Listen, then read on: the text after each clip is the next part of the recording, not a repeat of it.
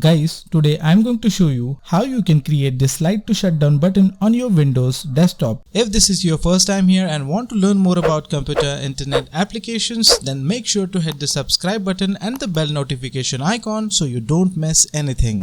So to create a slide to shutdown button on your desktop, just right click on the desktop. Now click on new.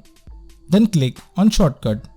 Now type %windir /system32 /slide to shutdown.exe. Now click on next. Guys, from here you can give your own name. So click on finish now. Here it is. The shutdown shortcut is created here.